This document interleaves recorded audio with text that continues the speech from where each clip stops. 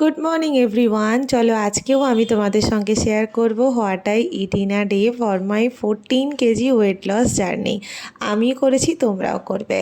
আজকে সকালে একদম ঘুম থেকে উঠে নিয়ে নিয়েছি ডিটক্স ওয়াটার, ভালো করে গরম জলে গুলে নিয়েছি ডিটক্স ওয়াটারটাকে।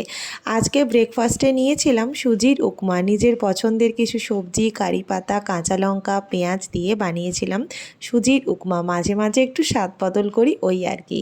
দুপুরে লাঞ্চের জন্য বানাচ্ছিলাম পালং শাক, বেগুন, বড়ি দিয়ে একটা তরকারি, আর বানাচ্ছিলাম ডালের বড়ার ঝোল।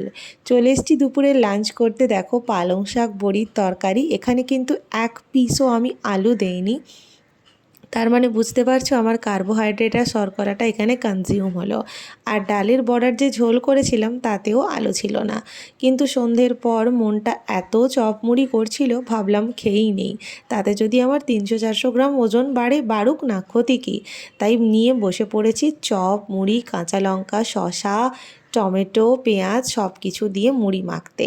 ভালো করে সন্ধ্যেবেলার খাবারটা খাবো। রাতে হঠাৎ করে আমার বরের আজকে ইচ্ছে হলো লুচি আর চিলি চিকেন খাবে। যেমন কথা তেমন কাজ, আজকে এত বেশি পরিমাণ খাওয়া হয়ে যাচ্ছে, কাল সারাটা দিন আমি একদম কম কম খাবো বলেই ডিসাইড করেছি। তো হয়ে গেছে আমাদের লুচি, আর এদিকে হয়ে গেছে লাল লাল ঝাল ঝাল চিলি চিকেন, একদম গরম গরম। লুচি আর চিলি চিকেনের কম্বোটা কিন্তু আমার আর আমার হাজব্যান্ডের বেশ ভালো লাগে। এই দিয়ে আজকে রাতে ডিনারটা আমরা কমপ্লিট করব। আর ডিনার শেষে তো তোমরা জানোই আমি কি খাই, হচ্ছে ডিটক্স ওয়াটার।